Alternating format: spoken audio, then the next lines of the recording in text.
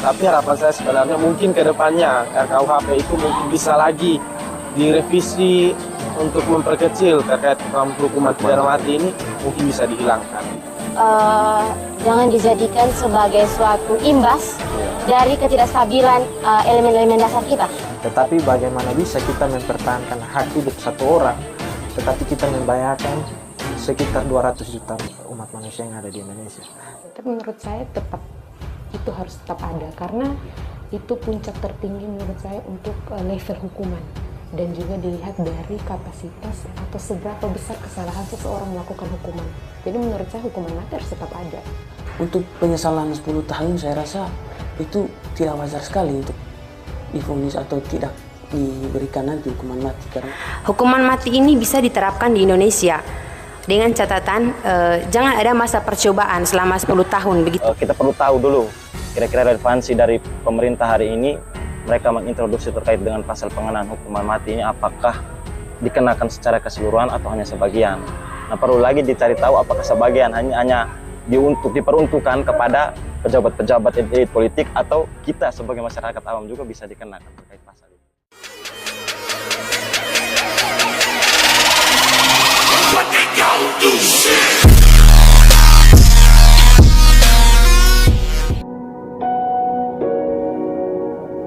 Lagi bersama saya Ito Daman dalam program podcast Katong Bercerita.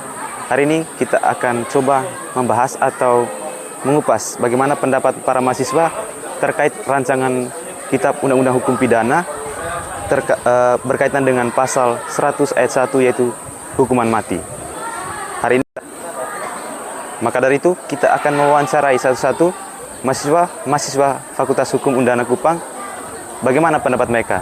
Apakah mereka setuju dengan adanya hukuman mati atau tidak? Mari kita saksikan bersama. Selamat pagi. Pagi. Nama siapa? Nama saya Niko. Oke, Niko. Ini kami dari Katong Bercerita ingin tanya-tanya. Kebetulan Niko atau Niko? Ya, Niko merupakan mahasiswa Fakultas Hukum Undana Kupang. Jadi tema yang kita ambil hari ini tanya mahasiswa. Kira-kira bagaimana pendapat Niko terkait rancangan Kitab Undang-Undang Hukum Pidana terkait hukuman mati. Bagaimana pendapat Niko? Apakah setuju atau tidak dengan itu? Kalau untuk pidana mati sendiri, kalau saya pribadi sebenarnya tidak setuju. Tidak setuju? Ya. Karena kita tahu sendiri Indonesia ini kalau tentang hak asasi manusia itu sangat kental. Iya. Apapun yang terjadi di Indonesia ini semua pasti dikaitkan dengan hak asasi manusia. Kalau untuk pidana mati sendiri itu kalau menurut saya tidak relatif untuk dilakukan atau dilaksanakan di Indonesia. Karena kan HAM sendiri melarang untuk merampas hak hidup seseorang.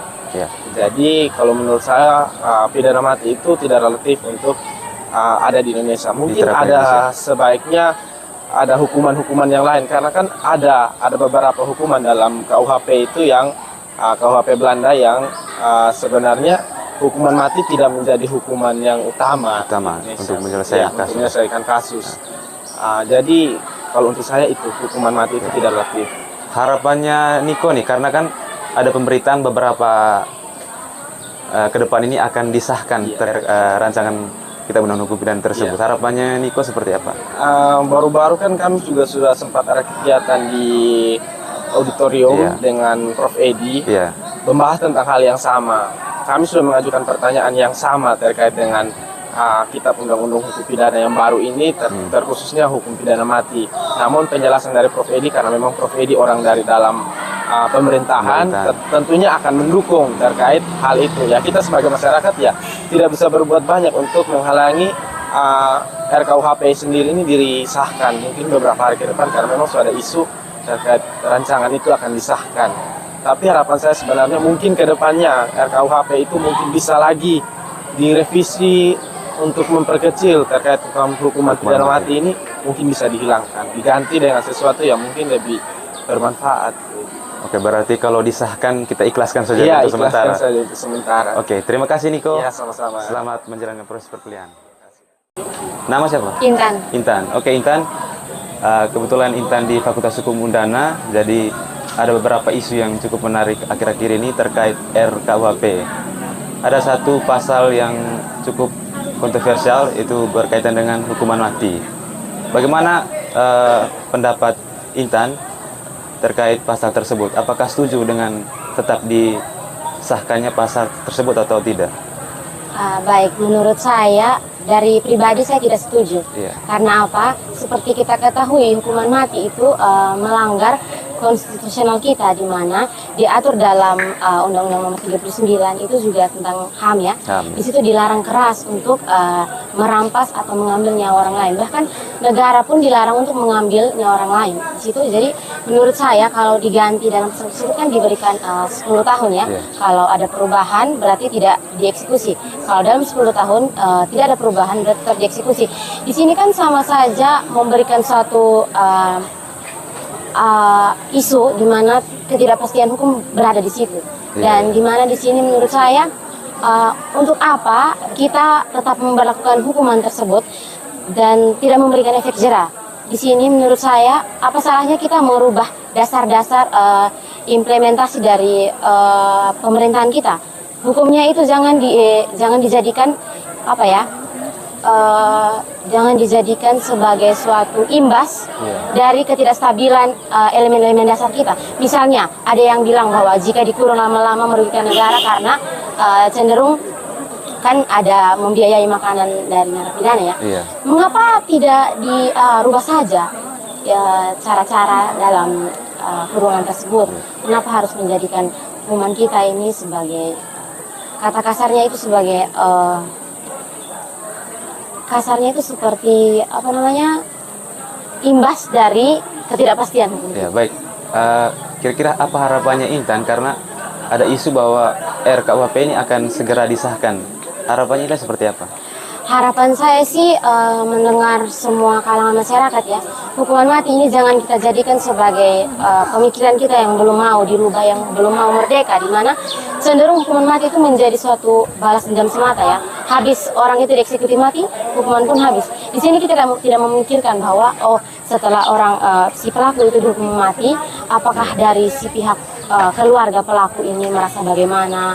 Kita ini tidak perlu kembali lagi ke zaman dahulu yang dimana harus nyawa dibayar dengan nyawa. Mengapa kita tidak mencoba untuk memerdekakan pikiran kita agar tidak selamanya itu kita terus dibelenggu dengan rasa balas dendam. Terima kasih atas komentarnya terkait ini. Sekian dari kami Katung Baserita, terima kasih banyak. Selamat menjalankan perkuliahan. Oke, selamat pagi. Abang Paul. Siap. Oke, Abang Paul, apa kabar? Baik. Abang Paul, jadi kami dari Katung Baserita ingin bercerita dengan Abang Paul terkait isu yang cukup menarik, itu pasal 100 RKUHP, yaitu hukuman mati. Apakah saudara saya Paul sepakat untuk diadakannya pasal terkait hukuman mati atau tidak? Yang pertama, secara garis besar peraturan RUU KUHP yang menjelaskan tentang hukuman mati masih secara umum dijelaskan saja di situ. Tapi saat kita melihat lebih jauh tentang penerapan hukuman mati dalam pasal-pasal di RUU KUHP, sebenarnya kita harus melihat lebih jauh lagi apa saja yang menjadi unsur-unsur dalam penerapan hukuman mati tersebut. Yang pertama seperti ini. Jika dalam kejahatan-kejahatan luar biasa kita menerapkan hukuman-hukuman yang tidak menimbulkan efek jera, otomatis kejahatan itu akan terjadi berulang-ulang kali. Contoh, korupsi. Di beberapa negara-negara maju, bahkan negara-negara berkembang sudah menerapkan hukuman mati bagi terpidana korupsi. Nah, di situ saat kita melihat tren angka penurunan kejahatan tindak pidana korupsi, di situ menurun di beberapa negara. Tapi kan ada yang berpendapat bahwa hak asasi Indonesia sendiri tetap teguh terhadap yang namanya hak asasi manusia. Karena ya memang benar, hak hidup seseorang lebih tinggi dari apapun. Tetapi bagaimana bisa kita mempertahankan hak hidup satu orang, tetapi kita membayarkan sekitar 200 juta umat manusia yang ada di Indonesia. Kalau kita lihat dari konteks manusiawi, oke. kita mempertahankan kehidupan satu orang. Tapi kalau kita lihat kejahatan ini terus menerus, dia membahayakan sekitar 200 juta umat manusia yang ada di Indonesia. Terkadang kita harus lebih berpikir realistis. Kita jangan terlalu berpikir secara inti pada satu orang yang membuat kesalahan. Berarti pada kesimpulannya saya setuju. Tapi dalam tanda kutip, kejahatan-kejahatan yang dinilai atau masuk dalam kategori kejahatan luar biasa. Contoh yang sudah dilakukan adalah narkoba. Ya. Narkoba dihukum mati. Karena saat narkoba masuk dan tidak mendapat efek jera dalam pandangan hukum, otomatis dengan sendirinya narkoba merajalela di sebuah negara. Tetapi saat sudah ada peraturan seperti ini, kemungkinan besar. Tapi ada juga yang beranggapan bahwa pidana mati ini seperti pembunuhan berencana. Jadi ada yang memerintahkan, ada yang turut serta melakukan. Itu penggabungan tindak pidana. Ya. Nah, jadi bagaimana pendapat Abang Paul terkait adanya statement seperti itu? Nah, jadi contoh hukuman mati bagi seorang pembunuh. Saat ditarik secara panjang, saat seseorang membunuh itu kan ada yang mempunyai otak dalam itu pembunuhan, ada sebagai pelaku atau pemain dalam itu pembunuhan berencana, ada yang turut membantu. Nah, dalam pasal 55 kalau tidak salah ya, tentang penyertaan. Jadi ada yang bertindak sebagai turut membantu melakukan, orang yang melakukan. Nah, di situ kalau kita lihat secara langsung, kira-kira mana yang lebih tepat dijatuhi hukuman mati? Itu di situ dulu. Jadi saat kita melihat orang yang membunuh, dia yang mendapat hukuman mati, sedangkan orang yang menyuruh dia hanya dapat 2 tahun penjara.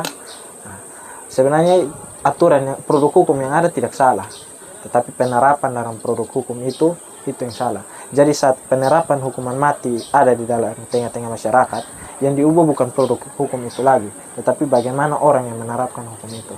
Jadi saat berbicara tentang orang yang turut serta dalam sebuah rangkaian kejahatan, kita melihat bahwa kira-kira dari itu kejahatan siapa yang berpotensi mencelakakan orang lain lagi. Saat orang yang menyuruh hanya dapat 2 tahun dan orang yang disuruh dapat penjara seumur hidup, berarti kejahatan itu akan terus berlangsung. Karena orang yang menyuruh akan keluar. Di tengah pro dan kontranya terkait pasal ini, harapan Abang Paul itu seperti apa? Kalau harapan saya, produk hukum yang sudah ada, yang seperti salah satu contohnya dalam pasal ke-100 di RUU KUHP ini sebenarnya tidak salah jika diterapkan di Indonesia.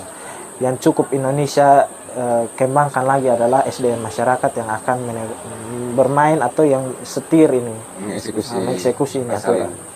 Jadi saat produk hukum diciptakan sebenarnya bukan produk hukum yang salah, karena dia benda mati. Tetapi kita sebagai makhluk hidup yang menjalankan ini hukum, kita yang harus berbenah diri. Saat menerapkan, jangan kita menerapkan dengan tidak benar. Oke, baik. Terima kasih ya Bang Paul atas argumentasinya terkait pasal ini. Selamat menjalankan proses perkuliahan. Terima kasih banyak. Selamat pagi.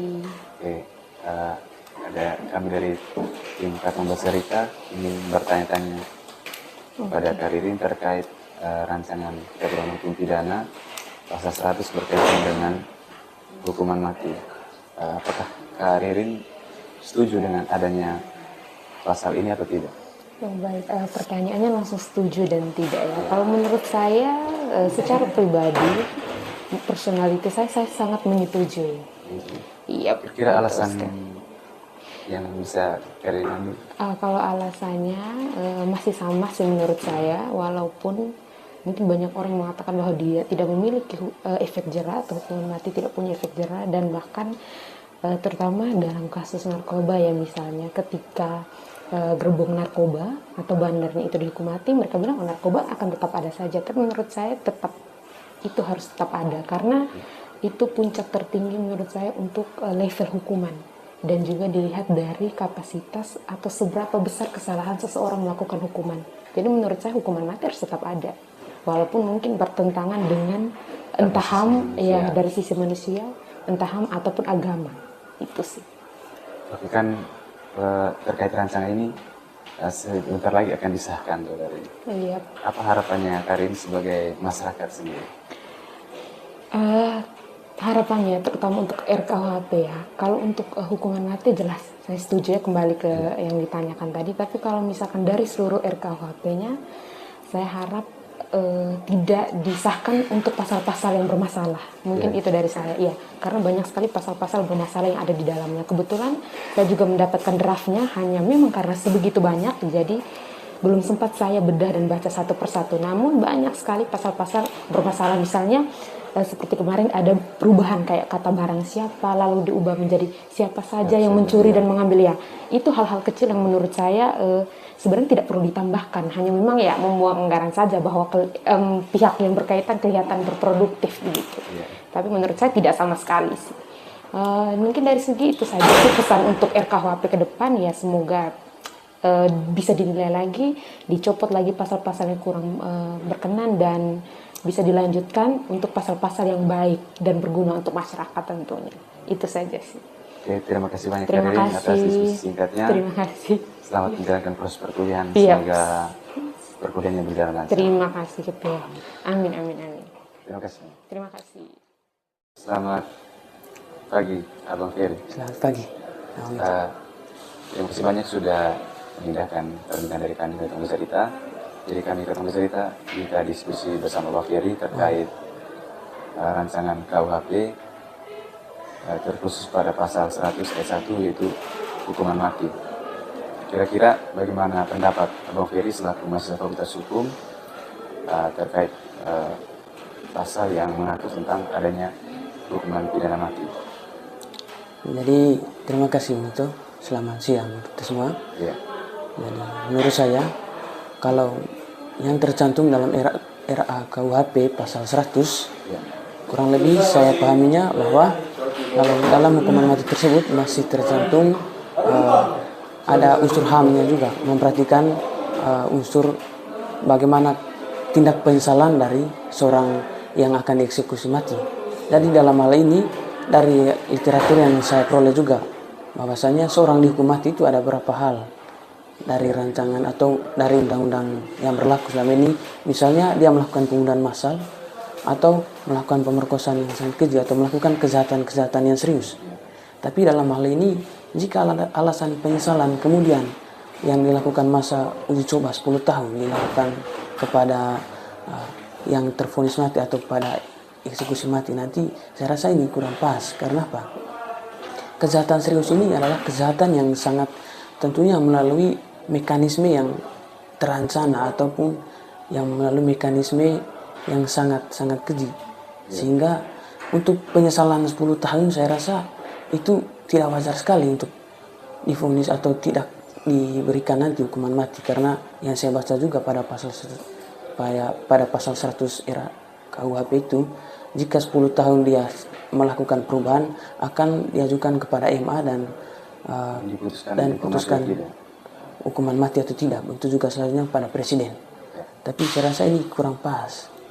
Jadi pada intinya Bang Ferry tidak sepakat ya? Saya tidak sepakat dengan jadi karena ada isu beberapa hari lagi atau RKUHP ini akan segera disahkan. Bagaimana mungkin ada harapan dari Bang Ferry selaku masyarakat sendiri atau mahasiswa yang juga belajar berkaitan dengan ilmu hukum? Baik, terima kasih. Jadi saya rasa ini perlu kita dibahas lagi karena untuk beberapa hari disepakati, karena ini juga menunai penolakan, banyak penolakan terkait dengan RA KUHP dan pasal hukuman mati, terutama pasal hukuman mati ini. Iya. Saya rasa ini jangan diburu-buru disahkan. Kita harus pertimbangkan hal matangnya sesuai dengan kesepakatan bahwa hukuman mati itu divonis karena melakukan kejahatan yang sangat keji. Tentunya sisi kemanusiaannya memang ada, tapi bagaimana kita juga memperhatikan kemanusiaan orang lain untuk memperingankan banyak hal. Ya. Terima kasih banyak Bang Ferry terkait argumentasinya terkait berarti kontra ya dengan pasal ini. Saya tidak sepakat. Terima kasih banyak. Selamat menjalankan proses perkuliahan. Terima kasih. Oke, selamat sore, Kelvin. Selamat sore, selamat siang menjelang sore. Ya, menjelang sore. Kalau sudah jam 2 kan selamat sore.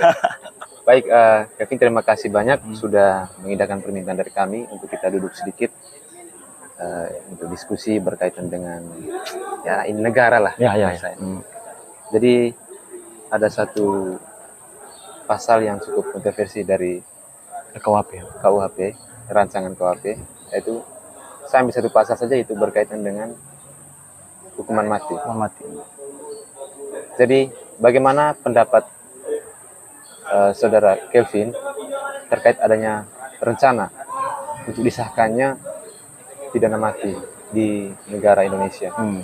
Apalagi kita kan negara yang mengedepankan yang namanya hak asasi manusia. Ya.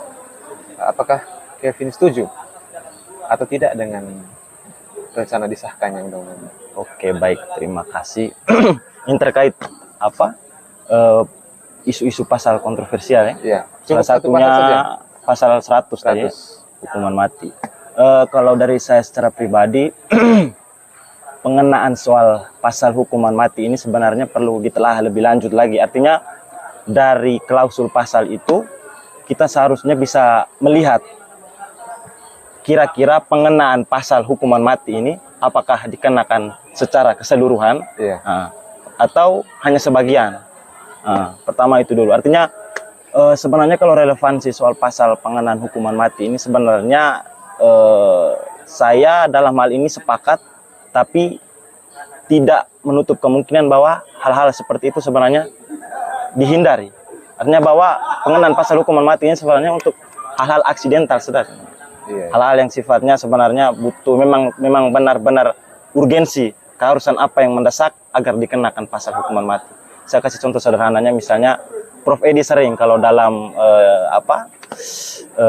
sosialisasi soal RKUHP, lalu kemudian banyak orang yang menggadang-gadang bahwa itu hanya sebatas formalitas belaka lah segala macam. Tapi yang perlu kita petik dari sosialisasinya itu ada salah satu pengenalannya terkait dengan pembaruan hukum pidana modern. Salah satu penekanan itu terkait dengan bahwa pasal-pasal pengenaan yang dinamakan pidana pokok itu tidak akan menjadi suatu tuntutan utama kepada misalnya terpidana korupsi misalnya, tapi akan lebih dikenakan semacam pasal-pasal yang kemudian bisa memberikan ada efek jera tapi tidak langsung menyerang psikis atau fisik korban. Jadi dia mengenalkan itu terkait dengan pasal ultimatum remedium, bahwa tidak semua pasal itu bisa dikenakan dengan memberikan sanksi hukuman mati, tapi lebih ke sanksi sosial. Ada juga sanksi terkait dengan edukasi, rehabilitasi dan segala macam. Jadi secara hemat saja mungkin kita perlu tahu dulu kira-kira relevansi dari pemerintah hari ini, mereka mengintroduksi terkait dengan pasal pengenaan hukuman mati ini apakah dikenakan secara keseluruhan atau hanya sebagian.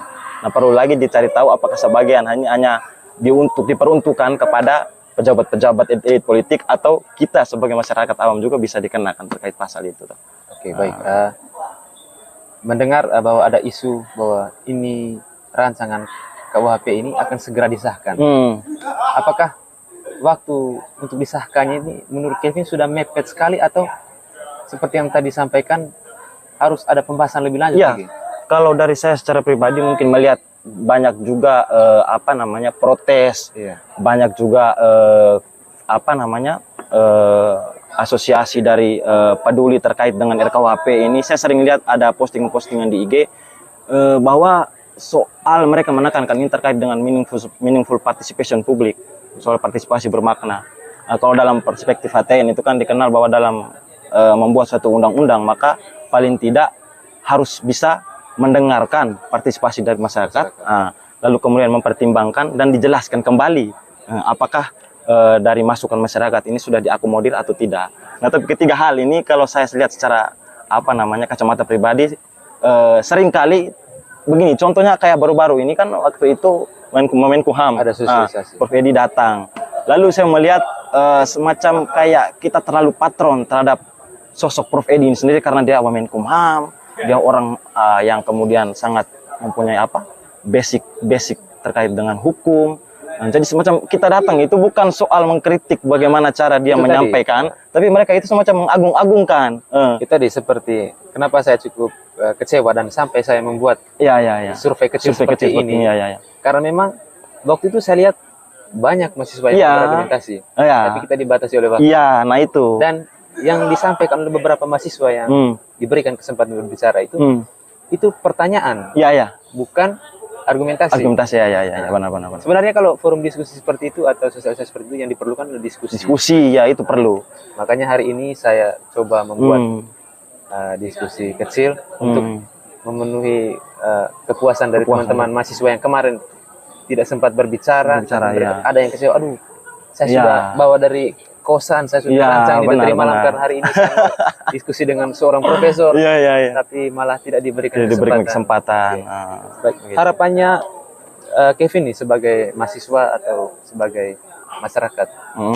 Kalau harapan saya kalau saya mengutip dari salah satu pandangan Maester Hukum Sajid Raharjo, sosiolog hukum, dia bilang hukum seharusnya itu memberikan kenyamanan dan kebahagiaan bagi seluruh pencari keadilan. Artinya bahwa tidak muluk-muluk RKUHP ini sebenarnya dari sisi pemerintah itu harus dibahas secara lebih mendalam.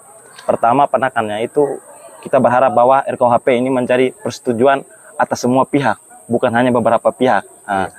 Lalu kemudian kedua, pasal-pasal yang kemudian sudah dibatalkan dalam putusan Mahkamah Konstitusi itu jangan kembali dihidupkan lagi yang begitu. Artinya semacam kayak ada ingin mempertahankan, tapi semacam sudah dibatalkan, tapi ingin dihidupkan lagi, sudah dimatikan, dihidupkan lagi, semacam kayak pasal penghinaan terhadap aparat penegak hukum, penghinaan terhadap penguasa begitu. Jadi harapan kita bahwa hukum hadir seperti yang tadi, memberikan kenyamanan, kemudian membuat kebahagiaan pada para pencari keadilan. Artinya jangan sampai hadirnya hukum bukan malah membuat kita nyaman dan bahagia, tapi lebih membuat kita semacam terkekang dan semakin sengsara. Kira-kira begitu. Oke, terima kasih.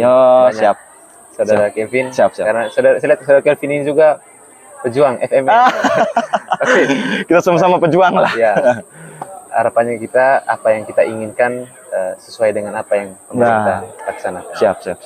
Terima kasih banyak. Selamat menjalankan proses perkuliahan. Mantap. Setelah kita mewawancarai teman-teman mahasiswa yang lain, ada 3 orang yang tidak mau dipisahkan dan mau diskusi bersama, 3 orang bersama saya. Mas siapa deh? Yovita Bahagia. Yovita Bahagia. Yang satu? Sandriaka.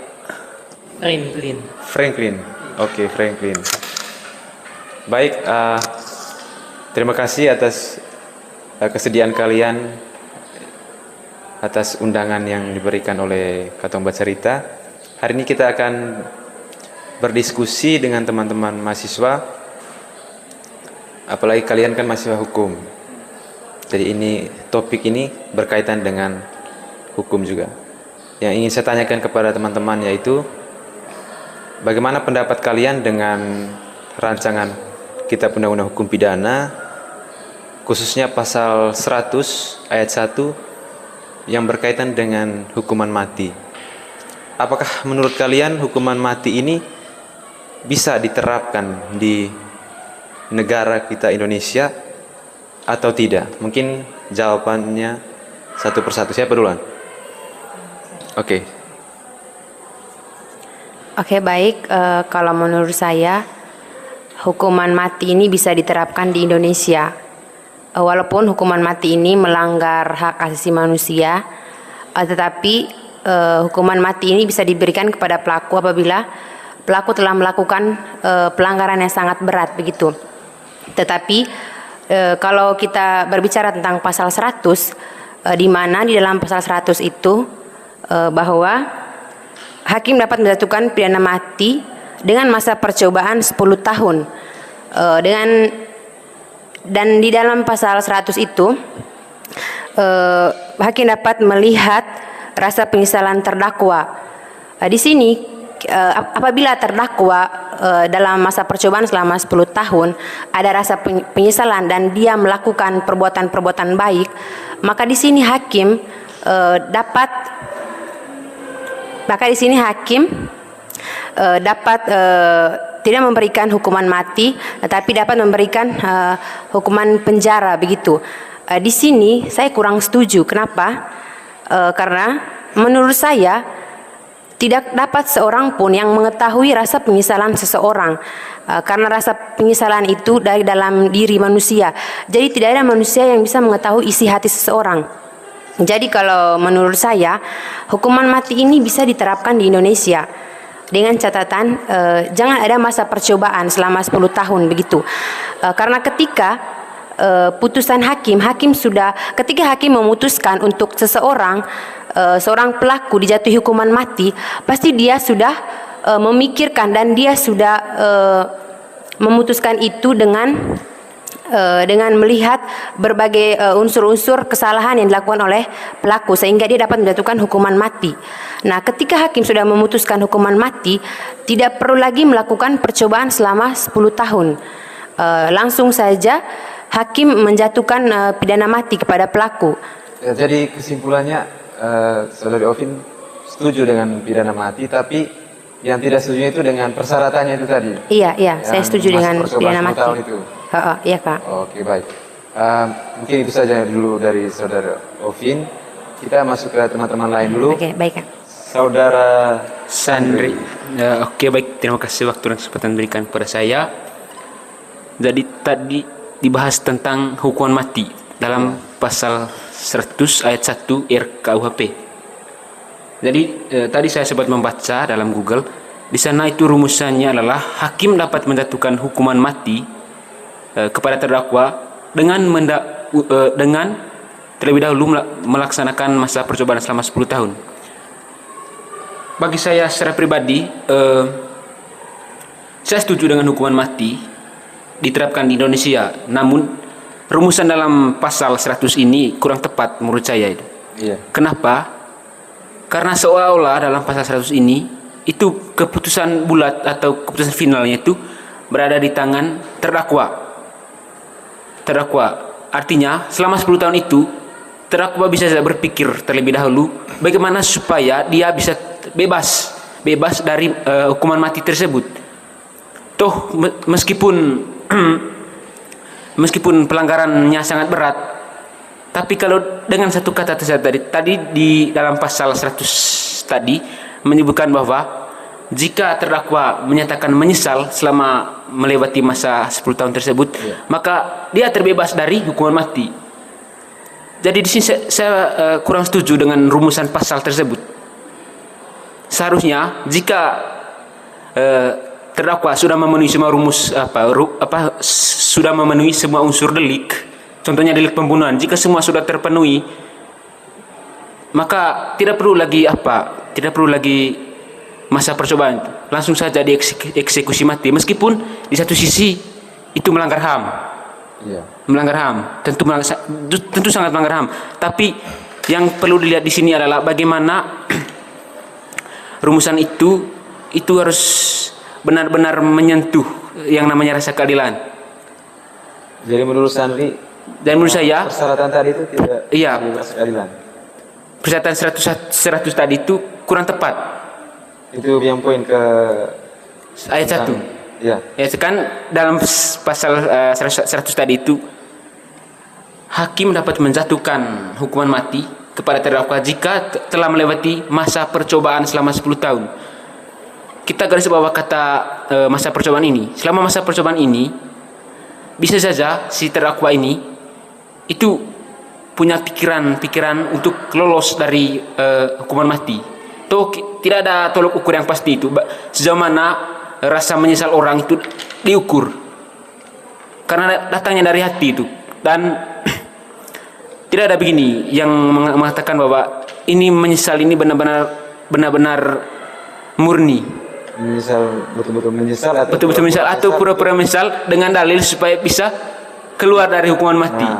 Jadi kesimpulannya saya setuju dengan hukuman mati, tetapi dengan pasal 100 ini kurang tepat rumusannya itu. Seharusnya menurut saya seharusnya rumusannya adalah hakim dapat menjatuhkan hukuman mati kepada terdakwa jika dia secara terbukti memenuhi semua unsur, contohnya unsur delik pembunuhan, dengan hukumannya itu atau berat hukumannya itu tergantung dengan pelanggaran yang dia langgar. Begitu saja. Terima kasih. Ya, dari Sandri juga mengatakan setuju, sama seperti Ovin tadi ya. Dia diformulasi kalimat yang ada dalam bunyi pasalnya itu yang menjadi permasalahan untuk kalian. Iya. Yang persyaratannya. Persyaratannya itu. Sekarang yang terakhir dari Saudara Franklin. Baik, terima kasih atas kesempatan yang telah diberikan. Kalau dari saya kurang lebih seperti apa yang dijawab oleh teman sebelumnya. Iya. Saya sangat setuju. Saya setuju adanya hukuman pidana mati yang diterapkan di Indonesia, walaupun ini bertentangan dengan HAM, hak asasi manusia. Tapi kalau memang ini hukuman mati tidak diterapkan, maka besar kemungkinan orang-orang akan sering melakukan hal-hal yang berkaitan dengan tindakan pidana yang mengakibatkan tindak pidana. Saya setuju dengan hukuman mati walaupun bertentangan tadi dengan HAM. Tapi yang diterapkan dalam pasal 100 ini saya tidak setuju juga, karena dalam pasal ini menegaskan atau menerangkan hakim memberi kesempatan 10 tahun bagi pelaku yang melakukan tindakan pidana yang sebenarnya harus diberi pidana mati. Kata memberikan ini artinya kita harus tahu memberikan itu artinya memberi kesempatan kepada pelaku agar supaya dia ini atau memberi peluang kepada pelaku untuk bisa terbebas untuk bisa terbebas dari ini dari hukuman pidana mati. Nah, saya tidak setuju dengan hal seperti ini, karena kalau memberi kesempatan 10 tahun itu bukan tidak mungkin juga ada orang yang melakukan perbuatan yang sebenarnya akan dipidana mati dengan alasan mereka paling kita nanti akan diberi kesempatan 10 tahun untuk untuk bisa bebas dari hukuman pidana mati. Nah, bukan tidak mungkin yang akan datang juga akan berbuat seperti itu. Menurut saya tidak setuju dengan ini pasal 110 pasal 100, yaitu memberi kesempatan 10 tahun. Sangat-sangat tidak terima dengan pasal yang diterapkan tersebut. Ya, jadi menurut kalian kalau misalkan hukuman mati seperti yang Sandri bilang tadi sudah memenuhi unsurnya itu langsung diberikan hukuman mati saja? Kalau menurut saya hukuman mati itu apabila perbuatan yang dilakukan oleh pelaku memenuhi syarat atau unsur dari suatu tindakan pidana yang sebenarnya harus dipidana mati. Jangan lagi memberi kesempatan yang seperti dijabarkan atau diterapkan dalam pasal 100 tadi itu, tetapi hakim harus mengambil keputusan agar pelaku tersebut langsung dipidana mati. Kurang lebih seperti itu. Oke, baik. Terima kasih atas argumentasi kalian. Saya minta harapan dari kalian nih, karena saya sudah dengar berita, bahkan sudah diposting di YouTube yang disampaikan langsung oleh Prof. Edi, yang mengatakan bahwa RKUHP ini akan segera disahkan. Harapan kalian sebagai mahasiswa atau sebagai masyarakat Indonesia itu seperti apa? Sehingga nanti ke depannya itu dalam membuat suatu undang-undang itu tidak ada pro dan kontra. Tapi memang dalam setiap membuat suatu undang-undang itu tidak mudah. Jadi harapan kalian khusus untuk pidana mati ini, karena pemerintah sudah mengatakan akan disahkan. Jadi pastikan yang mengatakan kontra dengan kesepakatan pemerintah itu mereka merasa kecewa. Bagaimana harapan kalian supaya mereka yang kontra ini tidak merasa kecewa? Harapan kalian seperti apa? Baik, terima kasih. Pertama-tama perlu kita ketahui dulu, RKUHP ini sebenarnya itu sudah dirancang jauh-jauh hari. mungkin sebelum masa presiden yang sekarang, ide tentang RKUHP itu sudah ada. Sudah ada. Dan tentu RKUHP yang sekarang ini itu datanya dari pikiran orang yang ya boleh kita anggap orang-orang yang pintar lah, cerdas. Jadi bagaimana RKUHP ini itu dapat menjadi suatu semacam tameng bagi orang-orang yang selama ini merasa tertindas atau hal lain sebagainya. Terus berkaitan dengan RKUHP tersebut, banyak orang juga yang kurang setuju atau kontra dengan rancangan KUHP tersebut. Jadi pertanyaannya tadi, bagaimana cara supaya orang-orang ini, oknum-oknum ini yang kontra tadi itu merasa baik-baik saja dengan RKUHP yang nantinya disahkan menjadi. Memang pemerintah sudah mengatakan akan disahkan. Tinggal tunggu legitimasi saja berarti. Jadi harapan saya itu sebagai orang-orang yang belajar hukum, dalam hal ini mahasiswa, pertama-tama kita perlu memberikan semacam pencerahan kepada orang-orang sejauh mana mereka memahami RKUHP tersebut. Karena bukan tidak mungkin banyak orang juga yang kontra, asal kontra saja. Mereka baca saja isi kalimat dari pasal, contoh satu pasal, tapi mereka tidak mendalami pasal tersebut, maknanya. Sebenarnya kalau ada orang yang membrief mereka supaya memahami lebih dalam tentang pasal-pasal dalam RKUHP tersebut, tidak ada masalah juga. Dan orang-orang tersebut pasti akan menuntun mereka bagaimana cara supaya memahami dengan lurus atau dengan baik terkait dengan RKUHP tersebut. Tuh, pemerintah yang tadi disampaikan bahwa akan segera mensahkan RKUHP tersebut, tentu mereka berpikir terlebih dahulu itu. Apakah dengan mensahkan RKUHP tersebut itu mendatangkan situasi yang baik atau tidak baik? Tentu yang diharapkan adalah situasi yang baik. Jadi di sini saya mau menegaskan bahwa sebagai seorang mahasiswa, terlebih khusus yang belajar tentang hukum, kita seharusnya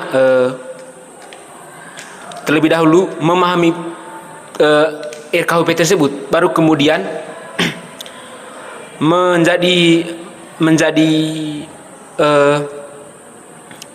menjadi semacam penerang bagi orang-orang yang masih bingung dengan RKUHP tersebut.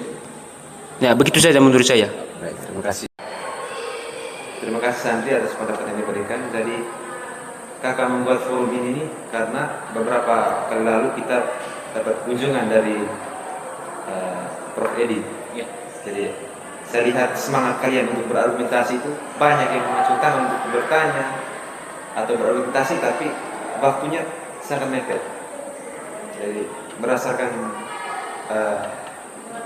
hal itu, jadi saya membuka ruang untuk teman-teman untuk mari kita memberikan argumentasi terkait. Entah salah dan benarnya itu urusan belakang, urusan para netizen untuk berkomentar terkait apa yang menjadi argumen teman-teman sekalian. Jadi sekian hari ini, mereka bertiga, Santri, Ovin, dan Freakin menjadi narasumber terakhir wawancara saya. Kita dari Katung Buat Cerita bersama teman-teman mahasiswa terkait pasal kontroversi dalam RKUHP yang mungkin saja akan segera disahkan oleh pemerintah. Sekian dan terima kasih. Salam dari Katung Buat Cerita, salam keadilan dan salam